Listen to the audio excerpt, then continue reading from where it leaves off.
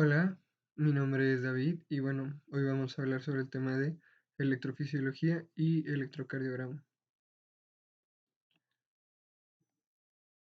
Si bien la parte del electrocardiograma pues es un poco más profunda, vamos a ver ciertas nociones básicas que son esenciales para la comprensión del electrocardiograma y pues obviamente lo que le antecede, que es toda la actividad eléctrica del corazón y pues cómo es que se vería representada en el mismo electrocardiograma. Durante el video vamos a andar repasando lo que viene siendo cuestiones básicas de anatomía que son importantes para la comprensión del mismo tema, al igual que las propiedades intrínsecas del corazón y otras cuestiones.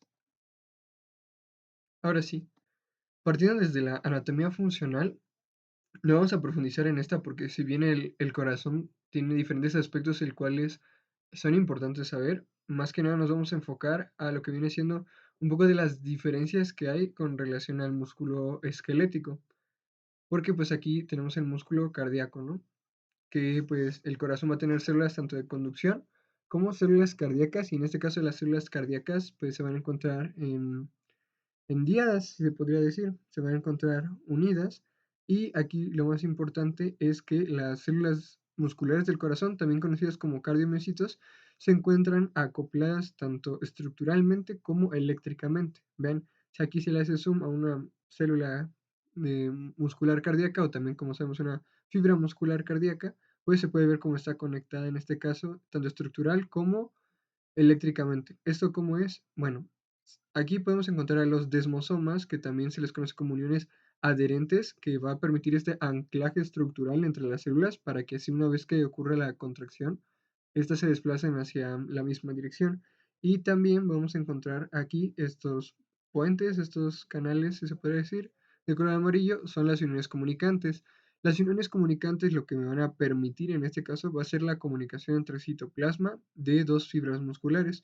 ¿Y esto por qué? Porque el estímulo que llegue hacia una célula va a poder transmitirse hacia la siguiente sin perder intensidad en este caso. Y esto pues es muy importante porque, como les había dicho, hay células de conducción y células de trabajo. Las células de trabajo vendrían siendo las células musculares, mientras que las células de conducción van a ser esos tejidos especializados que van a denominarse también como células marcapasos, como vienen siendo el nodo sinoauricular o la atrioventricular, que revisaremos en unos momentos, pero estas células van a estimular a las células de trabajo en este caso. Entonces, como por ejemplo el nodo sinoauricular va a mandar las señales hacia todas las células musculares y pues en estas va a viajar la corriente y va a pasar a través de estas uniones comunicantes, conocidas también como les mencioné, como gap junctions. Y bueno, estas están formadas por conexinas principalmente, que como les dije, permite el paso de los iones del citoplasma de una célula a la otra para que así pueda seguir, ahora sí que la corriente de iones y no perder en este caso su intensidad. Este es un zoom que se podría ver entre las células, que vean, están las células acopladas mecánicamente y eléctricamente, de manera eléctrica por las uniones hendidura o gap junctions, en donde la corriente de iones pues permite, o más bien pasa a través de una célula a otra sin perder su intensidad. Y esto pues es importante recordar esta fórmula de aquí abajo, que es la ley de Ohm. Recordando la ley de Ohm que se veía en temas como potencial de membrana en reposo, potencial de acción, esta nos va a decir que la corriente va a ser igual al voltaje sobre la resistencia, en donde sabemos que si hay aumentos de voltaje, pues va a haber aumentos de la corriente, que la corriente también se entiende como el paso de iones. Y de manera inversa, si hay aumentos de la resistencia, pues va a disminuir la corriente. Aquí, ¿por qué traigo o por qué menciono esta ley? Porque es importante, porque las uniones comunicantes o gap junctions lo que hacen es que al acoplar las células hacen que la resistencia disminuya demasiado y esto hace que la corriente entonces dependa completamente del voltaje. Entonces significa que las uniones comunicantes, al disminuir la resistencia que podría interferir con la corriente, como la disminuye, hace entonces que la corriente dependa completamente del voltaje, que es prácticamente hablar que el paso de iones depende completamente de la misma cantidad o concentración de estos iones, ya sea de manera intracelular o extracelular. Ahora sí, pasemos con las propiedades intrínsecas del corazón. El corazón tiene 5 propiedades intrínsecas que pueden ser variables a diferentes cuestiones, ahorita veremos cuáles.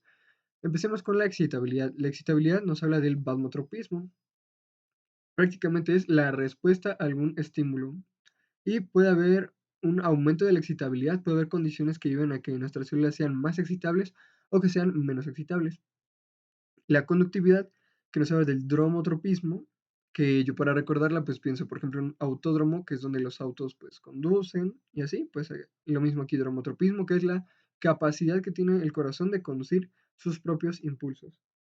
Luego sigue el automatismo o cronotropismo, que es esa capacidad que tiene nuestro corazón de generar sus propios impulsos, que prácticamente es lo que podríamos traducir a una manera más coloquial o general, que es que el corazón late a su propio ritmo y es porque hay células especiales en el corazón que son las encargadas de despolarizarse de una manera cíclica para que así pues termine generando ese latido continuo del corazón, que en este caso nuestro marcapasos principal y aclarándolo una vez viene siendo el nodo sinoauricular, ¿sí? Este late entre 60 a 100 latidos por minuto y pues sería lo ideal.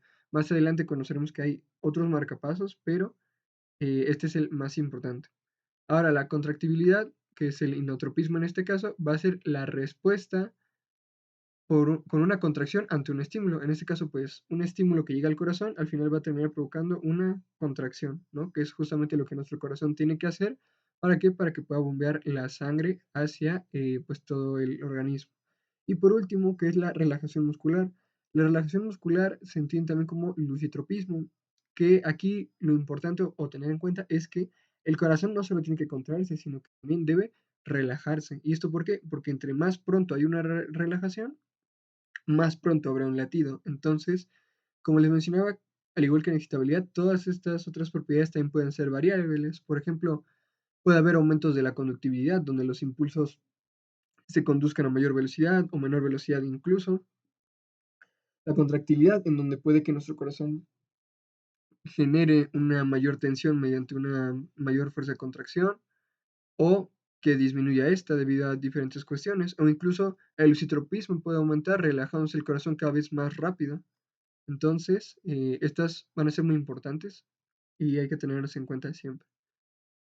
Ahora sí, abarcando un poquito más en la electrofisiología, pues como les había mencionado, este corresponde a las células de conducción que forman un sistema de conducción que tienen un orden. Aquí pues encontramos al marcapasos principal que viene siendo el nodo sinoauricular. Este se va a encontrar en la aurícula derecha junto a la desembocadura de las venas cavas. ¿Y esto por qué importa? Bueno, el nodo sinoauricular va a ser nuestro marcapasos principal y él tiene que llevar el estímulo desde las aurículas hasta los ventrículos, pero esto pues ¿cómo ocurre? Esto tiene pues diferentes pasos. El nodo sinoauricular tiene que comunicarse con el nodo atrioventricular, que se encuentra justamente aquí. El nodo atrioventricular tiene más bien tiene su conexión con el nodo sinoauricular a través de 3 haces o 3 vías, que son las vías internodales. Vean, hay una vía anterior, posterior y media, las cuales van a comunicar desde el nodo sinoauricular hasta el nodo atrioventricular. Después del nodo atrioventricular viene el sistema His-Purkinje, que es el haz de His, el cual se va a ramificar hacia una rama izquierda y una rama derecha.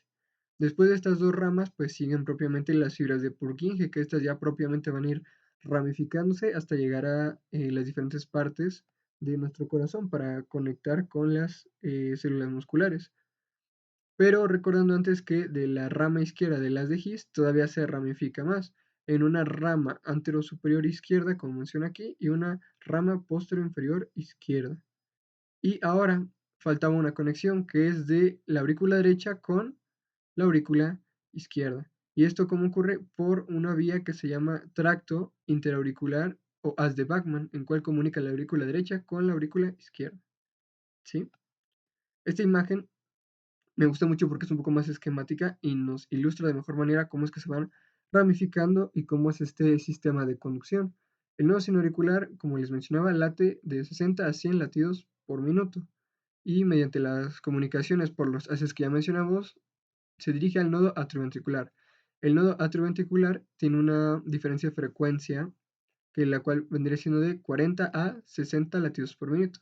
Y finalmente, después de que el haz de His se ramifica, y se forman las diferentes ramas y las fibras de Purkinje, pues estas fibras de Purkinje van a latir de 20 a 40 latidos por minuto. Si se dan cuenta, hay una mayor frecuencia de despolarización en el nodo semiauricular que en las fibras de Purkinje.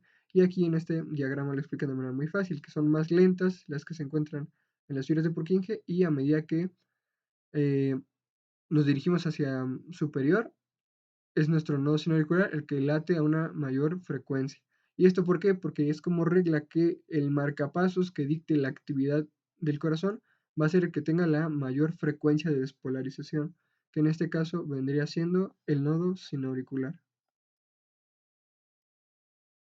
Y ahora, como les mencionaba, nuestro nodo sinoauricular, que forma parte del sistema de conducción, va a mandar esos impulsos que finalmente van a viajar hacia las células musculares, las cuales mediante sus conexiones y sus acoplamientos tanto mecánicos como eléctricos, que ya revisamos que son las uniones de hendidura o gap junctions, que van a poder transmitir el estímulo y estas propiamente hacer su actividad principal, que vendría siendo contraerse. Aquí se empieza a ver un poco que es diferente los potenciales de acción que se generan en mis células de conducción que en mis células de trabajo. Y ahorita lo vamos a profundizar. Aquí es como le mencionaba, el marcapasos con la frecuencia más alta va a ser el que desencadene el potencial de acción y va a ser el que fije la frecuencia cardíaca, el cual, como les dije, es mi nodo sinoauricular. Y ahora, no solo existen el nodo sinoauricular o el atrioventricular o las fibras como marcapasos, sino que también puede que exista algún otro marcapasos que tenga una mayor frecuencia de despolarización, porque en general cualquier célula cardíaca podría adquirir actividad marcapasos, pero esto ya se volvería, por ejemplo, patológico si es que superase en frecuencia a los marcapasos que ya se encuentran de manera normal en el corazón. Y ahora, algo que se me pasaba a mencionar y es importante ahorita recalcarlo. Si bien el nodo sinoauricular tiene la mayor frecuencia de despolarización, la velocidad de conducción no es mayor en el nodo sinoauricular. Y de una vez lo aclaro, la velocidad de conducción es mayor en las fibras de Purkinje. ¿Esto por qué ocurre? Bueno, sigamos un camino en donde el nodo sinoauricular de manera normal activa al nodo atrioventricular, pero en el nodo atrioventricular sucede un fenómeno que se le conoce como retraso fisiológico. ¿Esto por qué ocurre? Porque lo abordaremos un poco más en el video de ciclo cardíaco, pero el retraso fisiológico ocurre porque nuestro corazón, cuando tiene que llenarse en la fase de la diástole, una vez que ya se abren las válvulas auriculoventriculares, lo último que ocurre para que el corazón se llene es que las aurículas se contraigan, o sea, que las aurículas se contraigan para que le aporten la última cantidad de sangre a los ventrículos. Y para esto tiene que haber un retraso de la conducción en el nodo atrioventricular, para que las aurículas puedan contraerse y así se llenen los ventrículos de manera correcta. Entonces, ese retorno fisiológico tiene que ocurrir siempre en el nodo atrioventricular. Pero para compensar ese retraso que ya hubo, las fibras de Purkinje entonces van a tener una mayor velocidad de conducción. Y lo vamos a ver en esta tablita. ¿Vean? La velocidad de conducción medida en metros por segundo es mayor en las fibras de Purkinje. Y esto también se va a entender un poco mejor cuando revisemos los potenciales de acción de los diferentes tipos de células. Pero era importante recalcar lo del retraso fisiológico y lo de la velocidad del sistema His-Purkinje, que es el que cuenta con la mayor velocidad de conducción. Ahora, potencial de acción. Aquí, antes de continuar, pues me gustaría que ustedes recordasen qué es un potencial de acción. Voy a dar unos pocos segundos para que piensen en qué es un potencial de acción.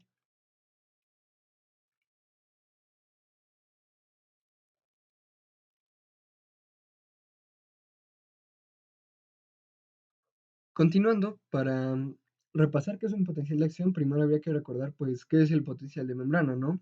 Que el potencial de membrana se puede entender como la diferencia de cargas que hay en comparación del medio extracelular con el intracelular, en este caso, en donde, pues, como sabemos, hay células que todas cuentan con potencial de membrana en reposo, pero son pocas las células que son excitables como tal, y al menos de manera principal, las células excitables pues, van a responder a estímulos alterando o variando su potencial de membrana en reposo y generando un potencial de acción que podremos mencionar como un sinónimo a una respuesta ante un estímulo, ¿sí? Ahora, como sabemos, para que ocurra un potencial de acción tiene que haber entrada de iones en este caso, pero aquí a nivel del corazón hay que entender qué iones entran, qué iones salen y también qué fases están implicadas, porque como sabemos, pues el potencial de acción, al menos de manera normal, por ejemplo, hablando de una célula más bien de una neurona, pues cuenta con su fase de despolarización, su fase de repolarización, de hiperpolarización y de regreso a su potencial de membrana en reposo. Sin embargo, pues no estamos hablando de neuronas, sino que estamos hablando de células, en este caso que se encuentran en mi corazón. Y como ya dijimos, hay dos tipos, las de conducción, que vendrían siendo el nodo sinoauricular, el atrioventricular, y las fibras de Purkinje y células de trabajo, que son las células musculares, ¿va? Entonces, empecemos hablando qué corrientes, que recuerden que cuando hablamos de corrientes, desde el paso de iones, están actuando aquí o cuáles van a actuar. Bueno, de manera general vamos a tener presentes estas cuatro corrientes. No van a actuar todas en las mismas células. Ahorita vamos a especificar en cuáles actúan unas y en cuáles actúan otras. Aquí que es corriente de sodio, corriente de calcio, corriente de potasio y la corriente de Foni. Muy importante y ahorita veremos por qué. Y las fases, recuerden que pues siempre que hablamos del potencial de acción, hablamos de fases. Entonces aquí estas 5 fases, porque la fase cero también se cuenta, de igual manera que las corrientes, no todas se van a encontrar en las mismas células. Y ahorita vamos a profundizar en cuáles sí y cuáles no se van a encontrar. Potencial de acción de respuesta lenta. Cuando hablamos del potencial de acción de respuesta lenta, nos referimos al potencial de acción que está ocurriendo aquí en el nódulo sinoauricular y en el atrioventricular, ¿va? Ahorita veremos por qué es de respuesta lenta.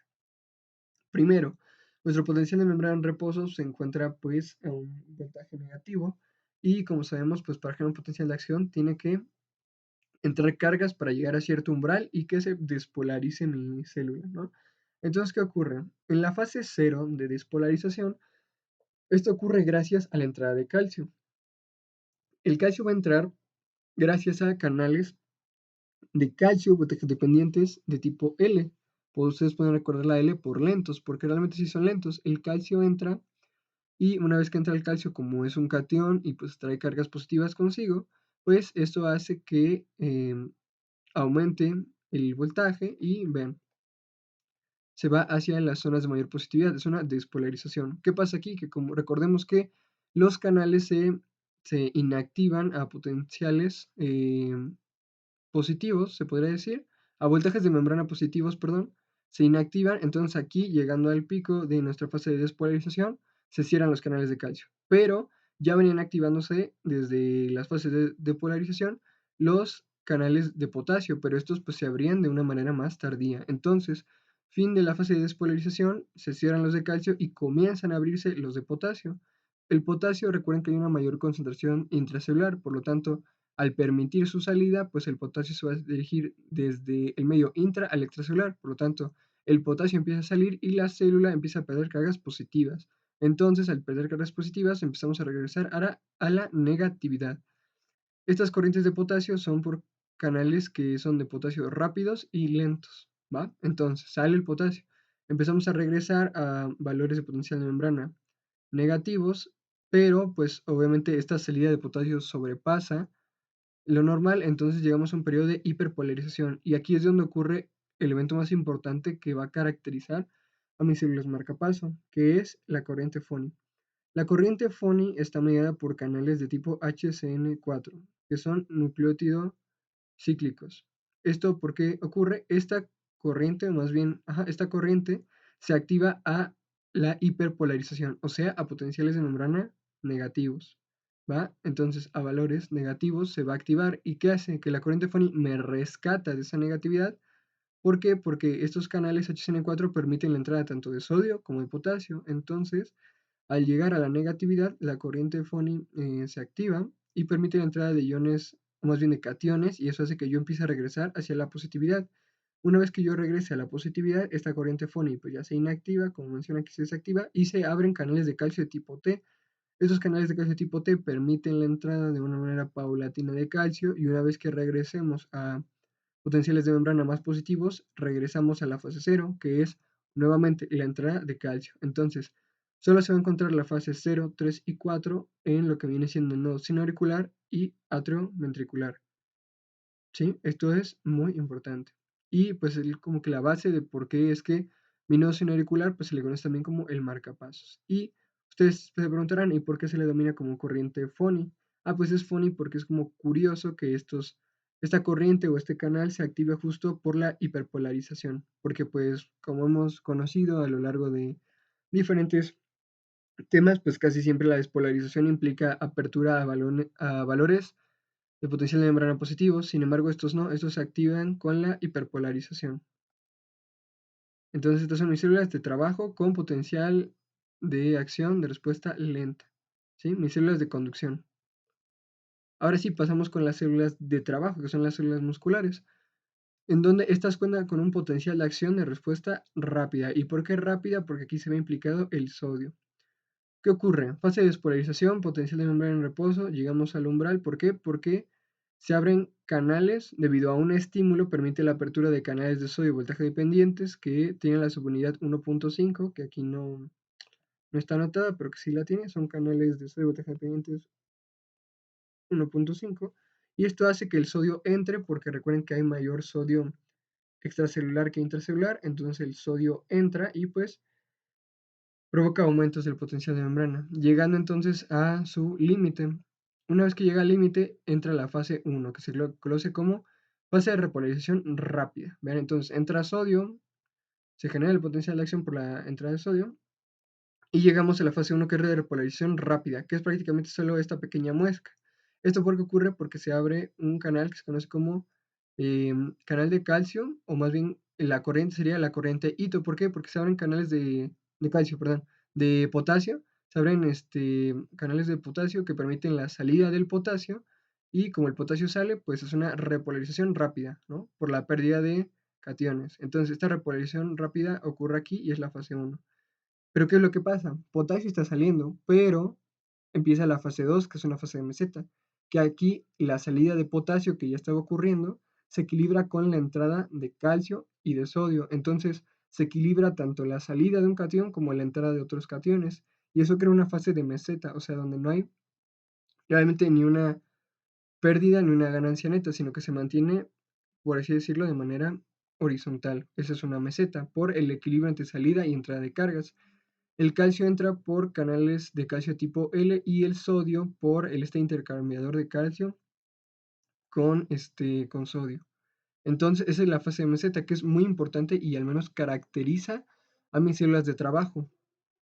Una vez que termine la fase de meseta, esta es por la apertura de otros canales de potasio, que ahora sí permiten la salida de potasio, y esto hace que regresemos a valores negativos, y pues ya regresamos a la fase 4, que vendría siendo la fase de reposo, de potencial de membrana en reposo, o también se le puede conocer como potencial diastólico, ¿no? Que es nuestro valor de potencial de membrana en reposo.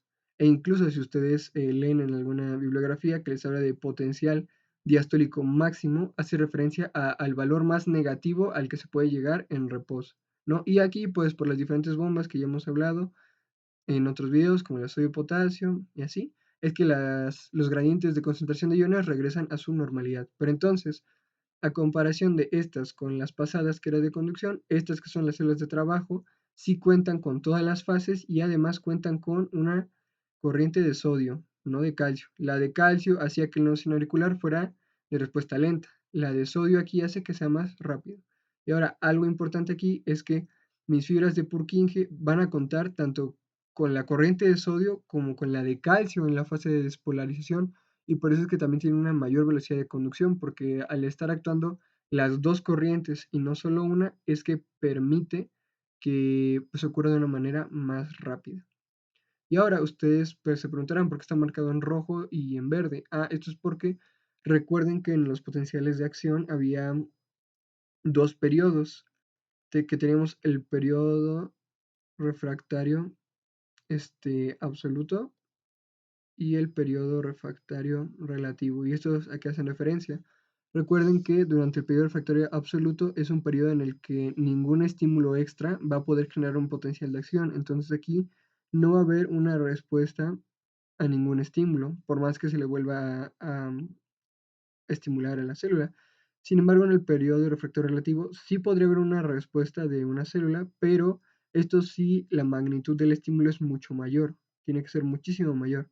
¿Y esto por qué ocurre? Bueno, el periodo refractario absoluto ocurre, o más bien va a estar delimitado aquí, desde el comienzo de la despolarización hasta el comienzo o incluso finales de la fase 3. ¿Esto por qué ocurre? No, o más bien, ¿por qué no puede responder mi célula a otros estímulos? Bueno, aquí en primera pues tus canales ya están abiertos, entonces no vas a poder abrir más si ya todos tus canales están abiertos. Y en estas partes varios canales se empiezan a inactivar, porque recordemos que una vez que nos acercamos a potenciales de membrana más positivos, pues ciertos canales se inactivan. Entonces mis canales al estar inactivos no van a responder y eso corresponde al periodo refractario absoluto.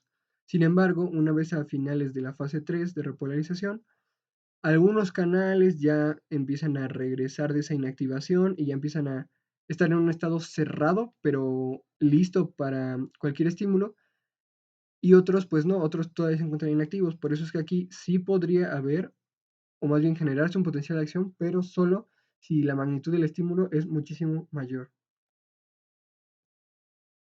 Y bueno, esta imagen es más que nada un poquito para esquematizar cómo se ocurre la contracción a nivel del músculo cardíaco. Esto porque recuerden que a diferencia de lo que ocurre en el músculo esquelético, que implicaba la sinapsis neural y más bien el viaje que ocurría por el potencial de placa motora y cómo ese estímulo, el potencial de placa motora, igual llegaba a los receptores de dihidropiridina y había un acople con los renodínicos para liberar el calcio. Aquí en el corazón lo que caracteriza es la liberación de calcio inducida por calcio. Entonces, aquí el mismo calcio va a ser el que me provoque la salida de incluso más calcio y eso también se le conoce como chispazos de calcio.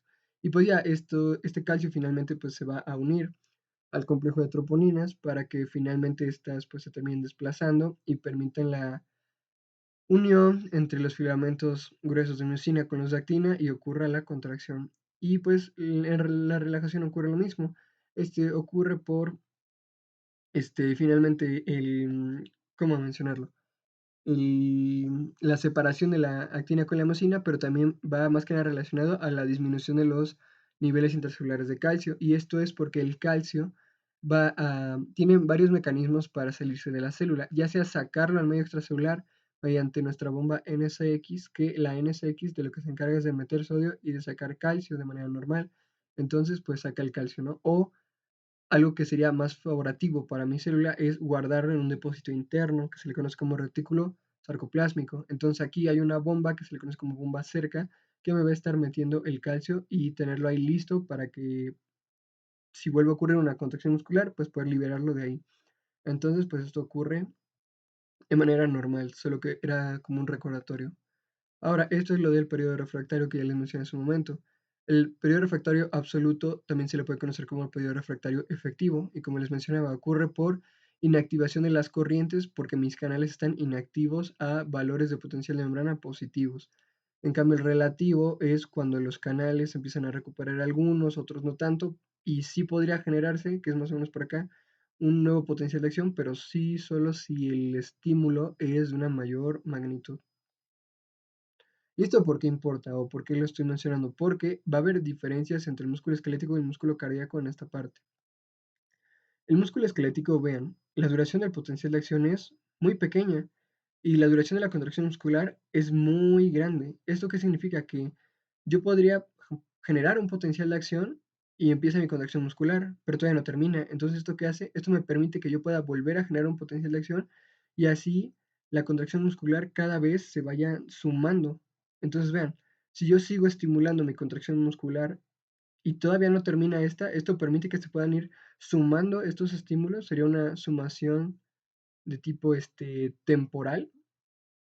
¿Por qué? Porque le voy estimulando a mayor frecuencia y esto me permite generar una mayor tensión. Este sería, por ejemplo, se va generando mayor tensión por mayor frecuencia de estímulos y finalmente podría llegar a algo que se conoce como la tetania, que recuerden que la tetania era ese periodo, bueno, la tetania se divide en dos, en incompleta o en completa, pero en general la tetania completa es cuando sigue ese periodo de contracción máxima y que se mantiene en el tiempo, o sea, no hay periodos de relajación.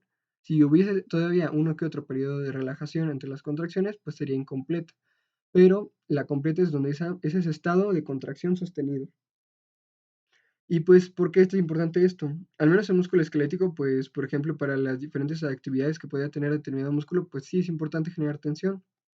Pero al menos en el corazón, recordemos que en el corazón tiene que contraerse y relajarse, y la relajación es muy importante para que se llene de sangre. Entonces, el corazón no se debe tetanizar por nada del mundo, porque eso se podría traducir en una sístole perpetua y pues eso obviamente no es favorable con la vida, justamente. Entonces, ¿cómo hace el corazón para prevenir la tetania? Ah, pues esto ocurre aumentando la duración de su potencial de acción. Vean, este es el potencial de acción, lo que está marcado en la línea roja, de una célula muscular del corazón o fibra muscular. ¿Y qué ocurre? Que este dura mucho. ¿Y qué es lo que hace que dure mucho? Justamente la fase de meseta. Vean, la fase de meseta empieza como por aquí y eso es lo que alarga el potencial de acción y esto que permite que el potencial de acción dure lo mismo que lo que está marcado en azul, que viene siendo la contracción muscular. Entonces nosotros, al hacer que el potencial de acción y la contracción muscular duren lo mismo, evitamos que el corazón sea más sensible a otros estímulos y que puedan generar tetania. Entonces vean, aquí es el periodo refractario absoluto, que es prácticamente dura casi toda la duración de la contracción muscular o del potencial de acción y cuando nuestro corazón ya nuevamente es como sensible a estímulos es porque ya va otra vez a empezar otro eh, ciclo cardíaco. Entonces, aquí lo más importante es eso, que la duración del potencial de acción al ser igual a la contracción muscular en el corazón, pues hace que se evite la tetania. ¿Sí? Esto es muy importante. Tetania o también tétanos, como lo pueden mencionar. Aunque pues recuerden que el causante de tétanos también puede confundirse con la toxina botulinum y bueno, eso me provocaría otras cuestiones. Entonces es importante no confundirlo. Dejo esta diapositiva aquí y si quieren regresar en el video para poder leerla de una manera más detenida. Ahora, ¿se acuerdan de las propiedades que yo les mencionaba? Como les dije, estas pueden ser variables porque como sabemos hay en nuestro sistema nervioso, está también el sistema nervioso autónomo que se encarga de regular cuestiones que al menos nosotros de una manera consciente no podemos regular. Y este sistema nervioso autónomo se divide en simpático y parasimpático. Y si bien nos han enseñado que el sistema simpático es de lucha o huida y el parasimpático es más como de un ahorramiento de energía, pues estos pueden tener diferentes acciones dependiendo del órgano o del sistema que esté afectando. Hablando del sistema nervioso parasimpático, recordando que mayormente libera acetilcolina, ¿cuál va a ser como su principal efecto en el corazón? Va a ser provocar bradicardia o disminución de la frecuencia cardíaca. ¿Y esto cómo lo hace? Bueno, el sistema nervioso parasimpático va a actuar pues liberando acetilcolina, como dijimos, y unirse a un receptor muscarínico. Casi siempre son receptores de tipo M2 muscarínicos que se encuentran en las células musculares y también en las otras células que se encuentran en el corazón. ¿Y qué es lo que provoca? Bueno, al unirse al receptor de tipo muscarínico, va a activar, en este caso, a esta subunidad beta y gamma. ¿Y qué va a hacer? Estas subunidades van a permitir la activación o apertura de estos canales, que son canales de tipo GIRK. Prácticamente son canales de potasio, que al abrirse permiten que el potasio salga. ¿Qué pasa si el potasio sale? Ah, pues mi célula se va a volver más negativa por la pérdida de cationes se hiperpolariza mi célula y eso qué hace? Ah, eso hace que no responda de una manera correcta a los estímulos. ¿Por qué? Porque está hiperpolarizada. Entonces, esto se traduce en una bradicardia. ¿Por qué? Porque ya no hay esa frecuencia de despolarización que había anteriormente. Entonces, desacelera de igual manera la propagación del mismo potencial de acción. Y también ¿cómo puede afectar el parasimpático? Pues como disminuye la frecuencia también de despolarización y de propagación del potencial, pues esto ocurre por la disminución de la corriente de calcio. Si hacemos que la corriente de calcio disminuya, pues no se van a despolarizar mis células. Y también si disminuye la corriente FONI, eso hace que tarde todavía más en regresar de esa hiperpolarización. Entonces démonos cuenta cómo el sistema nervioso parasimpático, mediante la diversión de acetilcolina, me va a provocar efectos, ¿cuáles serían? En este caso inotrópico negativo, cronotrópico negativo, plasmatrópico negativo. Entonces casi en todo provoca negatividad en las propiedades porque hace que trabajen de una manera más lenta.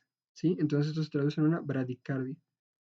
¿Qué ocurre con el simpático? Bueno, si recordamos que el simpático es una respuesta de lucha-huida y estamos en esa situación de lucha-huida, pues justamente el corazón tendría que latir a una mayor velocidad para poder aportar de una manera correcta ese suministro de sangre a los músculos para que, pues en este caso, aquellos que estén en referencia a la huida, ¿va? Entonces habría un aumento de la cantidad de sangre que le llegan a sus músculos, pero esto como pues aumentando la frecuencia cardíaca o también conocida como taquicardia. ¿Y esto cómo ocurre? Porque la adrenalina, o más bien noradrenalina, se va a unir principalmente a receptores de tipo beta 1, aquí no se puede poner la beta, pero es beta 1 que se encuentra en el nodo sinauricular y va a provocar en su mayoría efectos positivos, como cuáles son aumento de la corriente Fonny. Si aumenta la corriente Fonny, eso significa que voy a regresar más rápido de la hiperpolarización. Aumento de la corriente de calcio, o sea que mis células se despolarizan con mayor rapidez. Esto en nuestras células de conducción, como el nodo sinauricular. Pero ¿qué pasa en las células de trabajo o los miocitos cardíacos? Aquí tiene un efecto inotrópico positivo. ¿Por qué? Porque si aumenta la corriente de calcio, en este caso, esto me va a permitir que entre más calcio. Y recuerden que a mayor concentraciones de calcio a nivel de una zona muscular, mayor cantidad de puentes cruzados se forman. Esto significa que mayor interacción entre actina y miocina y por tanto me van a generar una mayor tensión muscular. Por lo tanto, será un efecto inotrópico positivo. Entonces ya tenemos inotrópico positivo, también cronotrópico positivo, vasmotrópico positivo y también los otros. Y uno muy importante es el lucitrópico positivo. ¿Y esto cómo ocurre? Por la estimulación de la bomba cerca. O al menos no directamente. Esto porque voy a cambiar el lápiz para dibujarlo, pero mi bomba cerca se encuentra, como dijimos, en el artículo citoplástico. La entrada de calcio y guardarlo pero esto porque mi bomba cerca puede estar inhibida por lo que se conoce como el fosfolambán va a estar inhibiendo a mi bomba cerca. Entonces, si mi fosfolambán está inhibiendo a mi bomba cerca, no va a hacer que esa bomba pueda meter el calcio y resguardarlo. Entonces, ¿cómo quitamos el fosfolambán? Gracias a el estímulo por la noradrenalina. Como ustedes saben, se unen a proteínas de tipo proteínas acopladas a proteína G, receptores acoplados a proteína G, en este caso sería tipo GS, que son los beta 1. Esa proteína tipo GS, vamos a quitar beta 1 acoplada a una proteína tipo GS, lo que va a provocar es que la noradrenalina, al llegar aquí, lo activa, ¿no? Entonces, esa proteína GS lo que va a hacer es principalmente estimular a la adenilato para que me forme AMP cíclico. AMP cíclico, por su parte, va a generar más reacciones de fosforilación que al final lo que va a provocar es fosforilar al fosfolambano. Si yo fosforilo el fosfolambano, hago que este se quite.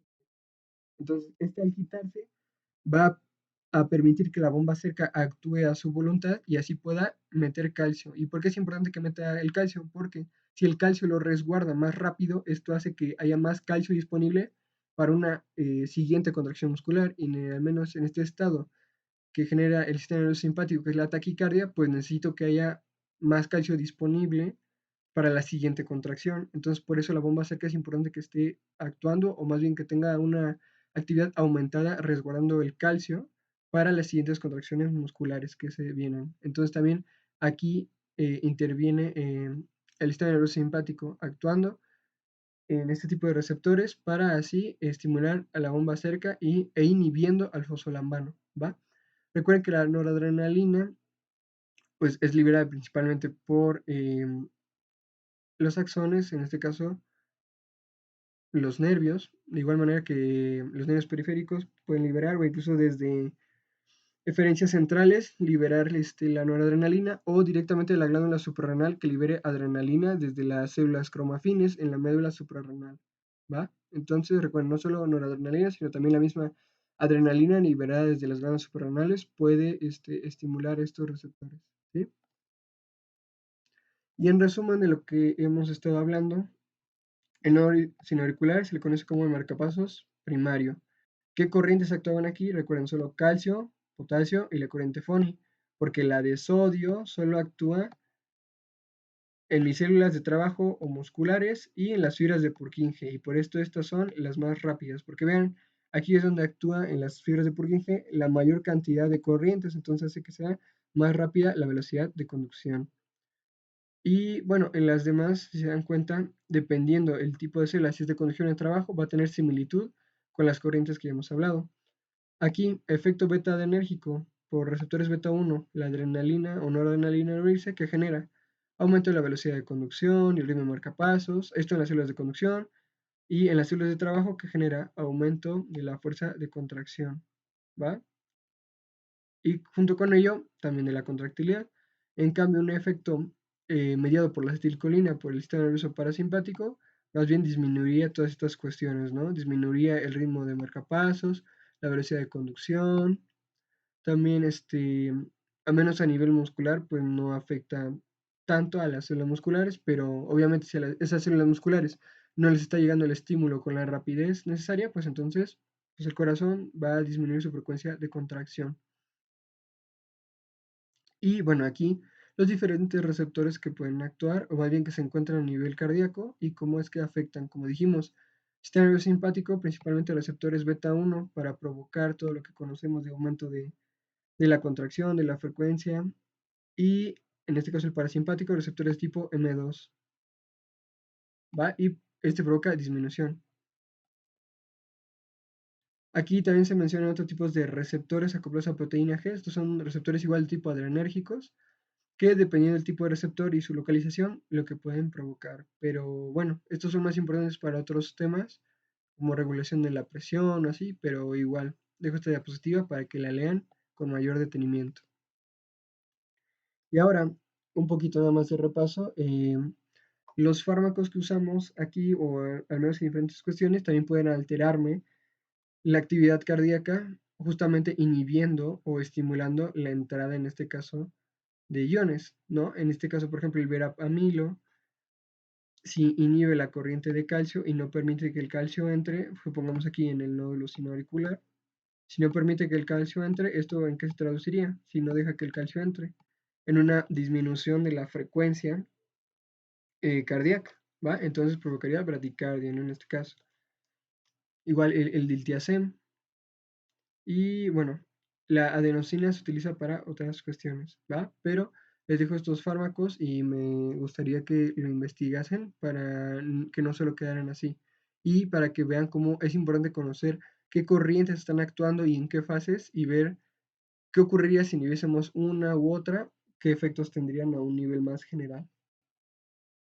Lo mismo, no solo es necesario afectar las corrientes, sino que igual, si afectamos a los receptores de los sistemas, tanto el simpático como el parasimpático, podemos ya sea aumentar o disminuir, porque hay agonistas de receptores adrenérgicos que estimularían las acciones mediadas por la acetilcolina, y también hay antagonistas, entonces pues es importante conocerlos, y una vez que conozcamos de manera general los efectos de ambos sistemas, pues sabemos que si somos un agonista de un sistema que podría provocar o un antagonista que podría provocar.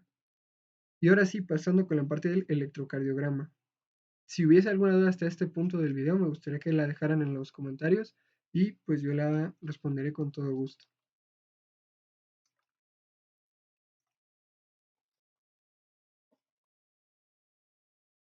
Ahora sí. El electrocardiograma. El electrocardiograma es una herramienta clínica que se ha utilizado para medir la actividad eléctrica del corazón, o también se le puede conocer como el registro gráfico de la actividad eléctrica del corazón, que me mide, como dice ahí, la actividad eléctrica, pero a través del tiempo, ¿va? Y bueno, de manera normal, el electrocardiograma cuenta con 12 derivaciones. Las derivaciones como tal, la palabra derivación, de una manera estricta, va a ser aquella que mide la diferencia de flujo entre dos electrodos. ¿Por qué? Porque vamos a ver que un electrodo va a ser negativo y otro positivo. Y la diferencia de flujo que hay entre estos es lo que va a dar una derivación. Pero de una manera un poco más coloquial, una derivación es una cámara fotográfica que te va a estar diciendo cómo ve ella la actividad eléctrica del corazón, ¿no? De manera general, la actividad eléctrica del corazón se resume en algo que se conoce como el eje eléctrico, que tiene una dirección y una magnitud, y ese es como el evento eléctrico del corazón en general. Y las derivaciones las vamos a colocar en diferentes puntos de mi cuerpo y cada derivación va a ver el mismo evento eléctrico, pero cada una desde su propia perspectiva, ¿sí? Ahora, el EKG, pueden ustedes también ver que luego se escribe así, EKG, y esto al menos es, pues aquí en cuestiones de él habla hispana, porque el electrocardiograma pues se utiliza al acá, pues ya en cuestiones de denominación europea y así, pero al menos está bien decirlo o escribirlo de ambas maneras, ¿sí? Ahora, en mi electrocardiograma de 12 derivaciones, vamos a ver que hay 6 y 6, 6 del plano frontal y 6 del plano transversal o precordial, y esto va a influir porque pues cada una se colocan en diferentes puntos. Del plano frontal tenemos las derivaciones bipolares o estándar. ¿Por qué bipolares? Porque estas van a tener un electrodo negativo y positivo y se va a ver la diferencia entre ellos, ¿no? Las aumentadas unipolares, estas van a estar conectadas, todas van a estar conectadas hacia una terminal o central negativa, por lo tanto todas estas van a fungir como el electrodo positivo. ¿Y por qué la A? La A es de aumentadas, porque si bien generaban un voltaje o una señal muy pequeña, se les tuvo que aumentar. Por eso estas son de aumentadas, ¿va? Y ahora aquí las precordiales se van a denominar de B1 a B6 y de igual manera son unipolares. Ahora, antes de pasar a hablar a dónde se colocan y qué ve cada derivación, es importante entender lo que se conoce como la teoría del dipolo, que lo voy a leer y ahorita lo voy a explicar. La teoría del dipolo nos habla de la actividad eléctrica que se genera en el corazón, se va a expresar a través de dipolos o parejas de cargas que se propagan por la superficie celular durante los procesos de despolarización y repolarización. Y esto prácticamente se traduce en que una célula, voy a dibujarlo, una célula, pues como ustedes saben, su potencial de memoria en reposo pues es negativo, ¿no? Que tiene cargas, en este caso, supongamos, perdón, serían cargas negativas, por ejemplo, y positivas afuera. ¿Y qué pasa? Que una vez que ocurra una despolarización, van a ir cambiando estas cargas. ¿Y cómo van cambiando? Ah, pues aquí, al despolarizarse en un punto, pues adentro se vuelve positivo por la entrada de iones y afuera negativo y así. Al final, esa despolarización va a recorrer toda la célula y pues se va a ir generando este movimiento de cargas, ¿va? Pero esto, pues, ¿por qué es importante para el electrocardiograma? ¿Cómo lo vamos a ver? Bueno, supongamos que tenemos dos electrodos, uno negativo y otro positivo. Si mi eje eléctrico o la corriente se acerca o se dirige hacia mi electrodo positivo, en el electrocardiograma esto se va a traducir en una onda positiva, ¿no? El electrocardiograma sería hacia arriba, o también lo podemos ver así, en una onda o deflexión positiva.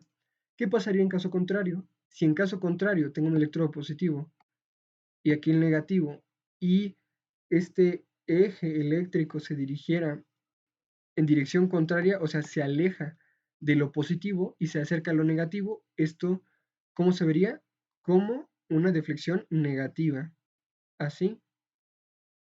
Y el electrocardiograma se vería hacia abajo, por ejemplo, esa onda o deflexión. Pero ¿qué ocurre? Si mi derivación, perdón, si mis electrodos están así, supongamos, y mi eje eléctrico, supongamos que pasa de manera perpendicular, o sea, perpendicular se refiere aquí, por ejemplo, esto es perpendicular a cualquiera de los dos, es perpendicular porque se encuentra a 90 grados. Si mi eje eléctrico es perpendicular al electrodo o la derivación que lo está viendo, el electrocardiograma se va a ver una línea basal o isoeléctrica, ¿sí?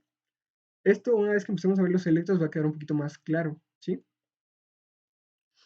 Y esto es como les mencionaba, casi siempre, en este caso, el eje eléctrico del corazón de manera general se va a dirigir hacia abajo, de arriba a abajo, de atrás hacia adelante y de derecha a izquierda. Y la derivación que me lo va a estar viendo o va a estar más cercano a esa dirección va a ser D2. D2 va a ser la que más cerca esté y la que esté viendo ese eje. Por lo tanto, si el eje se dirige a D2, ¿cómo se va a ver? Aquí te lo dice, positivo, porque se dirige hacia él. En cambio, si él ve que se aleja, como se ve aquí, si la despolarización se alejara de este electrodo o de esta derivación, ¿cómo se vería? Negativo. Y en el caso en el que fuese perpendicular el eje a D2, pues se vería como una línea isoeléctrica, o sea, una línea horizontal. Ahora sí, pasemos a dónde se colocan las derivaciones, porque, bueno, yo como sé hacia dónde se dirige el eje eléctrico, pues también comparando qué derivación lo está viendo. Porque este eje eléctrico que les mencioné puede cambiar su dirección en algunas situaciones fisiológicas, como por ejemplo el embarazo incluso. Ahora, ¿dónde se colocan? D1. D1 dijimos que era de las bipolares junto con D2 y D3. Estas son bipolares porque me dicen, o más bien ven la diferencia entre un electrón negativo y uno positivo. D1 se dirige de brazo derecho a brazo izquierdo, ¿sí? O sea, sería algo así. D2 se dirige de brazo derecho a pierna izquierda, o sea, algo así. Y D3 se dirige de brazo izquierdo a pierna izquierda. Bueno, supongamos que con un mejor dibujo se vería aquí como lo que se ve en este dibujo, ¿va? Pero solo era para que fueran siguiendo como que esa secuencia. Ustedes me preguntarán por qué pierna izquierda y no pierna derecha. Bueno, la pierna derecha se toma en cuenta como si fuera como una tierra, ¿va? Entonces, por eso no se le toma en cuenta. Entonces, ¿qué es lo que ocurre? Estas derivaciones del plano frontal bipolares, una vez que las dibujemos gráficamente como se ve aquí, me van a formar algo que se les denomina como el triángulo de Einthoven, ¿va? Este triángulo de Einthoven después se podría modificar o añadir a otras derivaciones y ahorita vamos a ver qué se formaría. Pero antes de eso vamos a hablar de las otras, las del plano igual frontal, pero las aumentadas. Como les dije, estas están conectadas a una central negativa, por lo tanto todas estas son positivas. Y entonces ABR va en el brazo derecho, ahí es positivo. Se dan cuenta R de right, ¿no? En el lado derecho.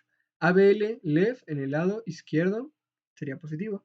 Y ABF, en este caso en referencia a la pierna o al pie, sería igual positivo. Cada una de estas es positiva. Y ahora, estas pues porque son importantes, porque como les dije, cada una está viendo una diferente dirección o un diferente punto de vista del eje eléctrico. Recordemos, esta vendría siendo ¿cuál? D1, porque va de brazo derecho a brazo izquierdo. D2, brazo derecho a pierna izquierda. D3, brazo izquierdo a pierna izquierda.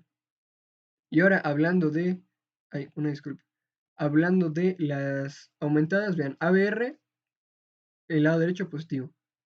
ABL, lado izquierdo positivo, y ABF, pierna izquierda positiva, ¿va? Y forman, en este caso, las del plano, las bipolares, el triángulo de Einthoven. ¿Y estas por qué son importantes? Estas van a ser importantes para el eje eléctrico, porque de una vez les digo, el eje eléctrico solo puede determinarse con las derivaciones del plano frontal, ¿va?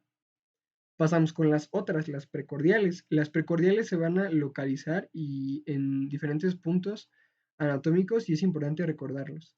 B1, cuarto espacio intercostal, línea paraesternal derecha.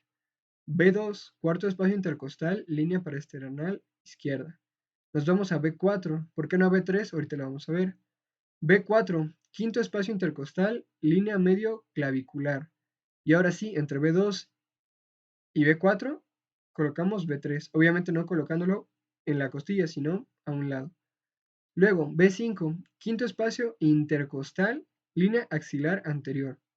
Y B6, igual, quinto espacio intercostal, pero ahora en la línea axilar media. Esta se les conoce como del plano transversal o precordiales, ¿va? Y ahora, ¿por qué es importante pues todo esto? Porque como les mencionaba, el eje eléctrico vendría siendo, como ya les mencioné hace unas diapos, pero para recordar, es como la suma de todos los potenciales de acción que ocurren en todas las células del corazón, todas van a tomar o resumirse en un solo eje. En este caso, ese eje eléctrico, pues como les dije, va de arriba a abajo, de atrás hacia adelante y de derecha a izquierda, ¿va? Y cada derivación ve desde su propio punto de vista ese eje eléctrico. Y ahora en el electrocardiograma que utilizamos, pues utilizamos esas pinzas que se colocan en las extremidades para que, pues para comenzar a medir. Estas pinzas van a abarcar los que vienen siendo todas las derivaciones del plano frontal, o sea, tanto las bipolares como las aumentadas. Y los electrodos, bueno, esto ya hablamos de dónde es que se colocan, pero estos electrodos se van a poner aquí y estas son las del plano transversal a las precordiales, ¿va? Entonces, estas más las pinzas que vimos hace unas diapositivas, finalmente conectadas a mi electrocardiograma, pues van a poder registrarme esa actividad eléctrica del corazón. Y de una vez mencionamos, esa actividad es el registro de lo que ocurre de manera extracelular, no intracelular.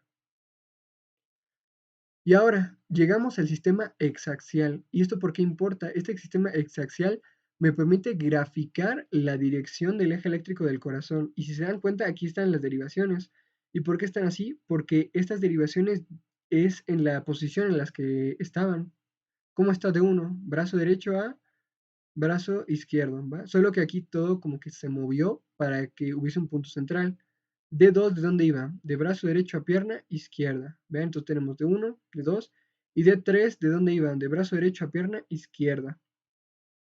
Entre todas las bipolares hay 60 grados. Vean, D1 0 grados, D2 60, D3 120. Ahora, las aumentadas, ¿dónde iba? ABR en la derecha. Este está a menos 150. ABL menos 30 y finalmente ABFA 90 grados. Esto es importante, ¿por qué? Porque el eje eléctrico va a tomar una dirección y así podremos decir hacia dónde es que se dirige.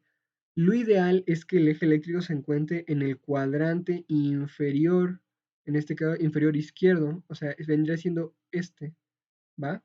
Cuadrante inferior izquierdo. Esto, pues, aquí lo estaremos viendo como un espejo, pero si lo vemos en nosotros, en nuestro pecho, pues sí sería cuadrante inferior izquierdo.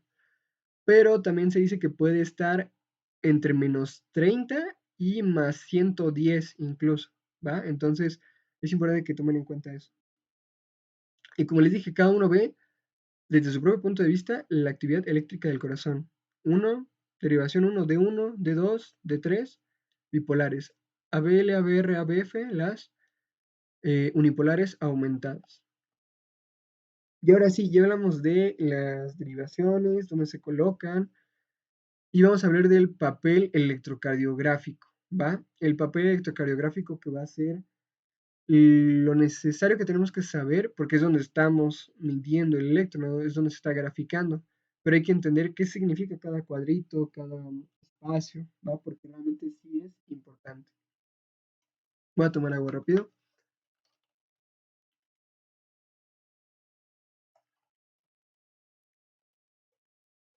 Ahora sí, mi papel electrocardiográfico. Este se mide, o más bien el electrocardiograma, en un papel milimétrico. ¿Esto qué significa? Que va a haber cuadritos de 1 milímetro y que estos, una vez formando 5 cuadritos chiquitos, se va a formar un cuadro grande, ¿va? De 5 por 5. Ahora sí, de manera horizontal, mi electrocardiograma me va a medir el tiempo, ¿vean? De manera horizontal se mide el tiempo. Y de manera vertical se mide el voltaje. ¿Esto qué significa? Que van a tener diferentes mediciones. 1 milímetro, o sea, un cuadro chiquito, va a medir 0.04 segundos o, si se les facilita, 40 milisegundos. ¿Sí? Como a ustedes se les facilita más.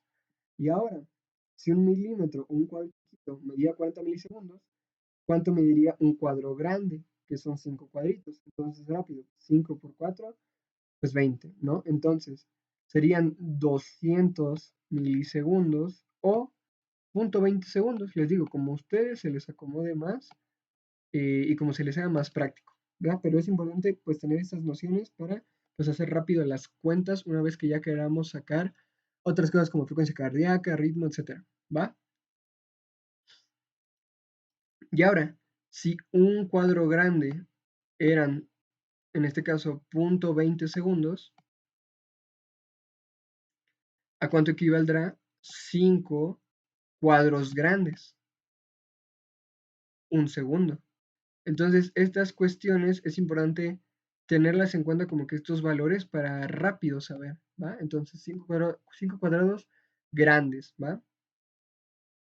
Recuerden que hay cuadrados pequeños y ya, pues, cuadrados grandes, ¿va?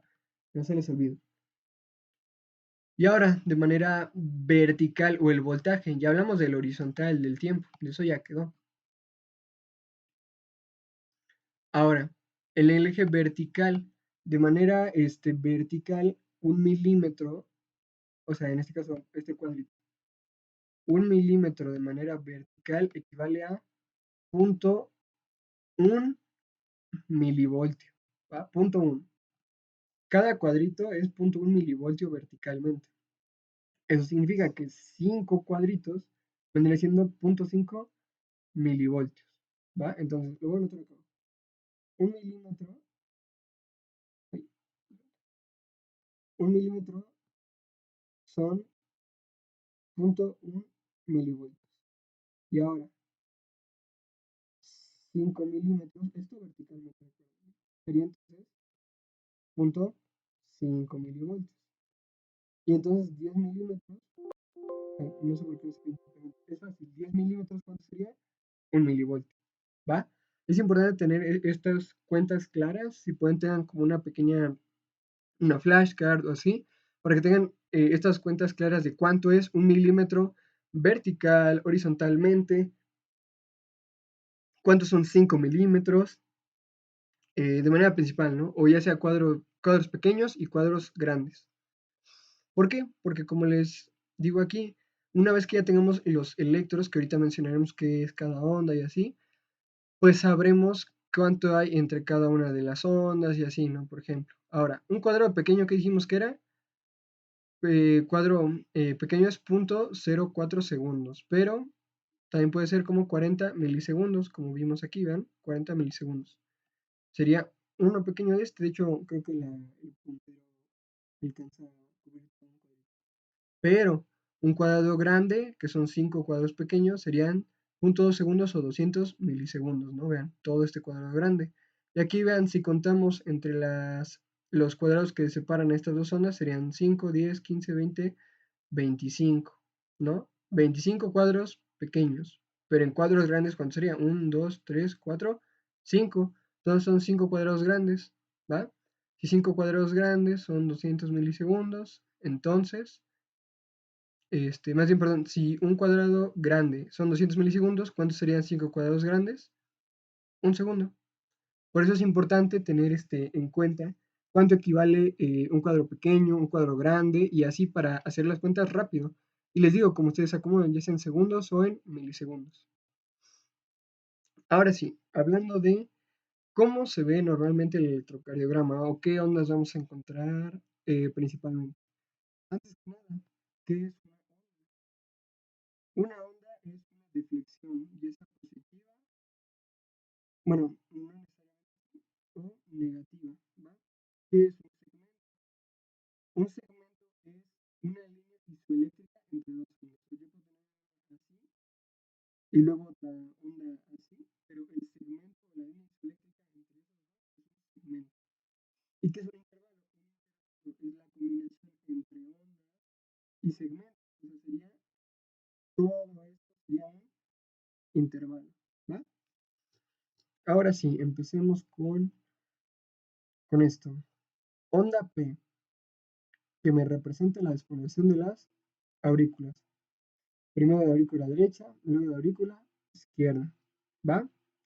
Esta es la onda P, la despolarización de las aurículas.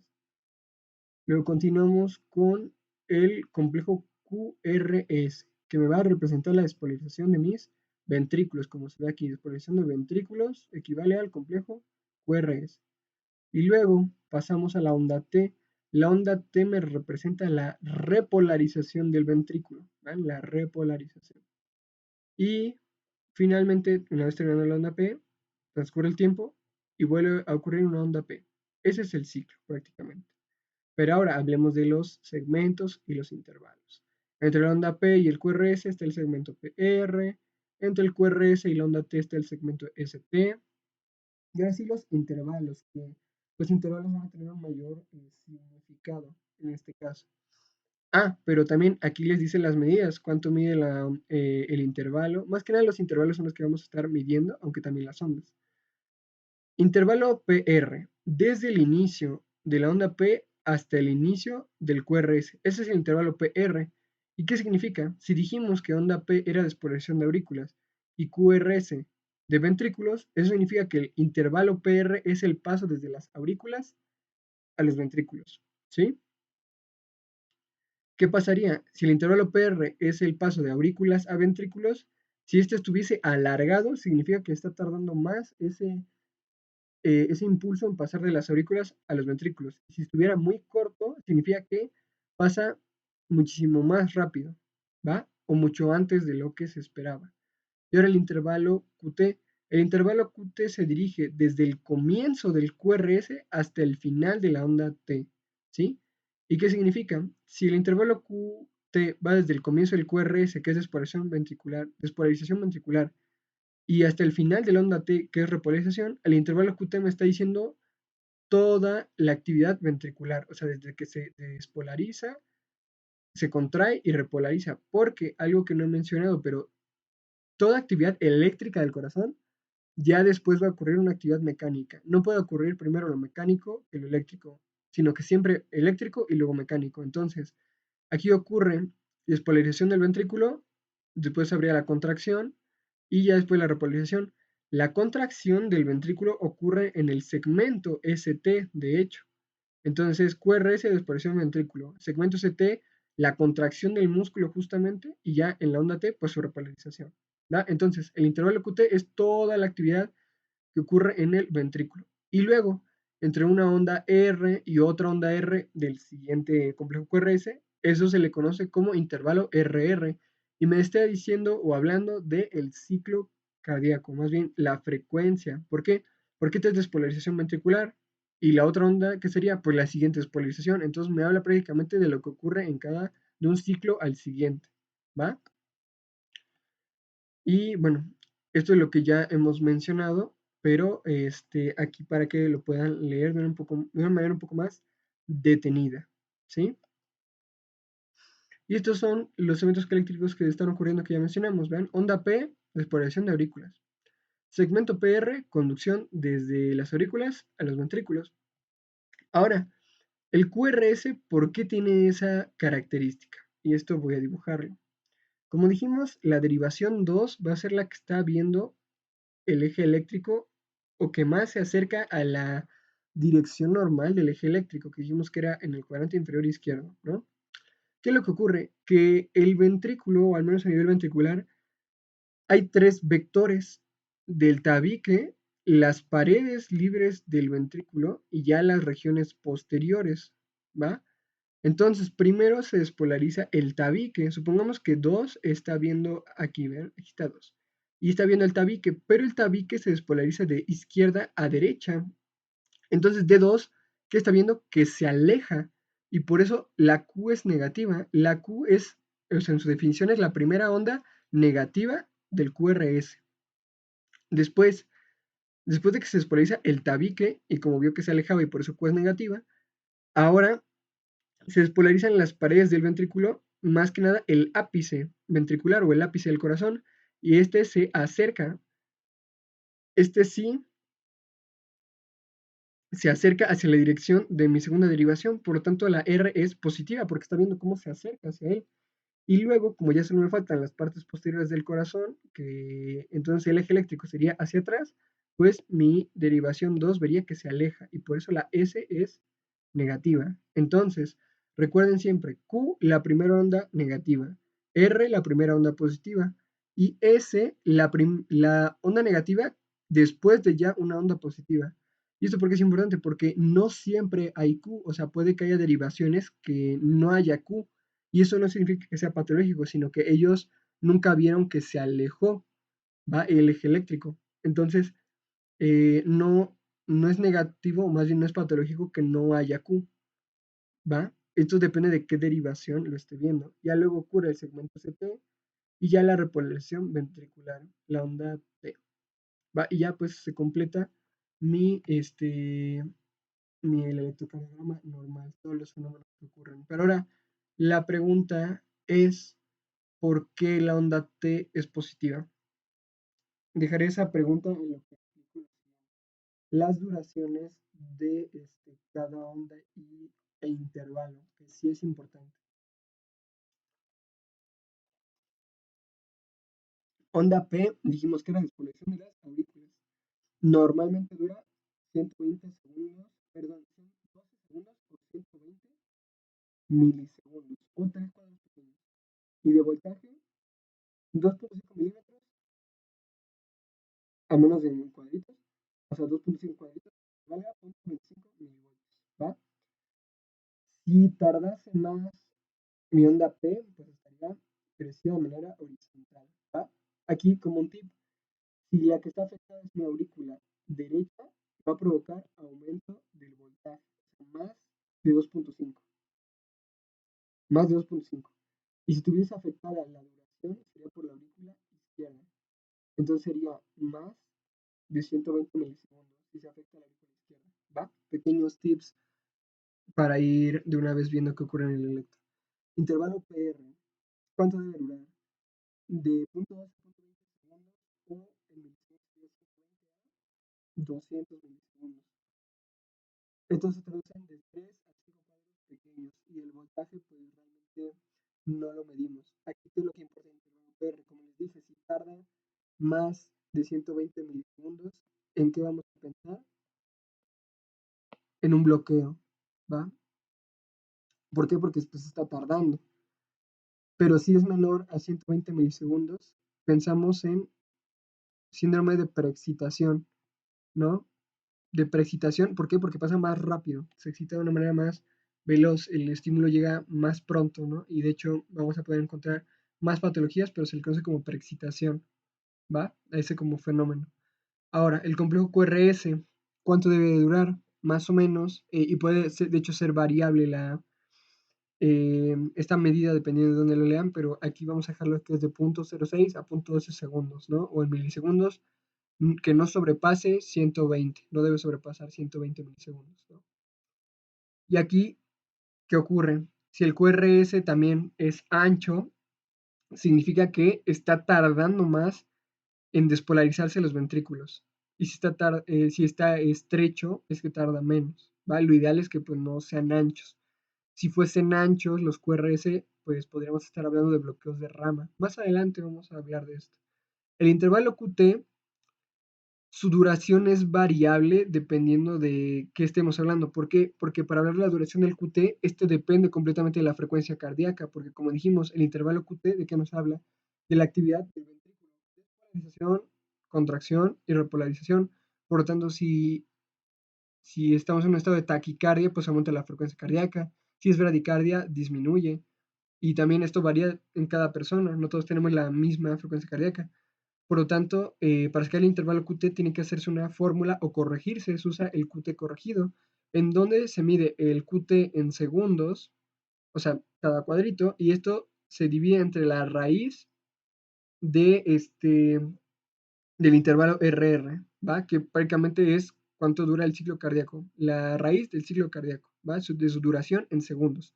Y recuerden que eso lo hacemos contando desde una onda R hacia la siguiente, ¿va? Esta fórmula se conoce como fórmula de Bassett. No me acuerdo si lleva doble T, pero bueno, fórmula de Bassett. Pero también hay otras fórmulas para sacar el intervalo QT, entonces esto también es variable. Ahora sí, regresamos a la pregunta, ¿por qué la onda T es positiva? Bueno, la onda T, ¿qué dijimos que era? Repolarización ventricular. ¿Y qué sería lo ideal? Bueno, lo ideal siempre es, o más bien siempre ocurre, que el corazón se despolarice desde el endocardio hacia el epicardio, ¿no? Entonces se despolariza de aquí hacia allá.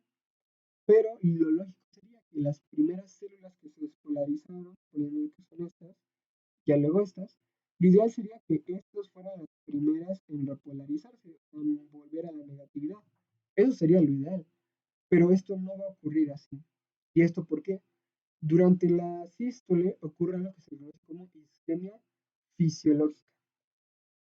La isquemia fisiológica nos va a hablar de lo siguiente: endocardio, este, la parte media y el epicardio, ¿no? ¿Qué es lo que ocurre? Las arterias que se dirigen hacia el endocardio durante la sístole, supongamos que el corazón se despolarizó, ¿no? Entonces todo aquí está positivo. Para repolarizarse tendría que regresar a la negatividad, ¿no? Entonces, ¿qué es lo que ocurre? El endocardio se ve muy afectado durante la sístole, por lo tanto, queda disfuncional. Y para repolarizarse, o sea, regresar a cargas negativas, pues necesitaría, ¿no?, la llegada de sangre que justo contendría aquellos iones en su plasma, ¿no?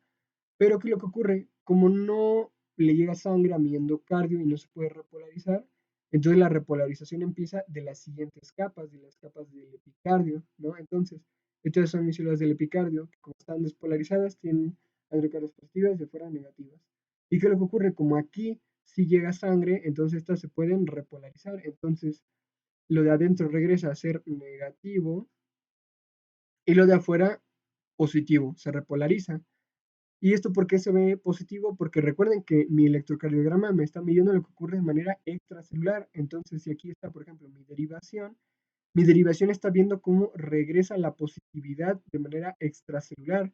Y esta derivación lo vería como una deflexión positiva, ¿va? Entonces, por eso la onda T es positiva, porque ocurre la isquemia fisiológica en el endocardio que no permite que se repolarice y la repolarización entonces ahora comienza en las partes más externas.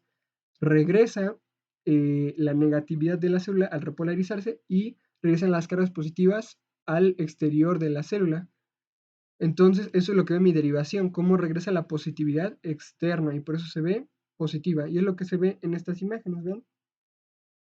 Esto es lo que ocurría de manera normal, ¿no? Endocardio se despolariza hacia el epicardio, se va despolarizando las partes centrales, más bien las partes internas, y la repolarización tendría que ocurrir de igual manera, de endo a epi, pero aquí no, porque al volverse isquémico la parte del endocardio, pues entonces la repolarización donde empieza en el epicardio. Vean aquí las cargas positivas regresan a como estaban anteriormente, y eso es lo que ve mi derivación, cómo las cargas positivas regresan al extracelular, como la repolarización ocurre aquí en el epicardio y por eso se ve positiva.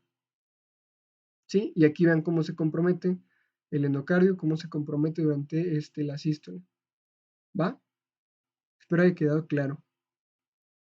Y ahora sí, con la parte de interpretación, para la parte de interpretación voy a usar otro video para que no dure tanto entonces, bueno, si se lo ven este video les agradezco mucho el tiempo y ya saben que cualquier duda pueden mandar, comentarme en los comentarios o en mis redes sociales, que las dejaré en la descripción del canal e incluso pueden buscarme en el departamento de la facultad, ¿va? Ahí estoy en el departamento de fisiología. Muchas gracias.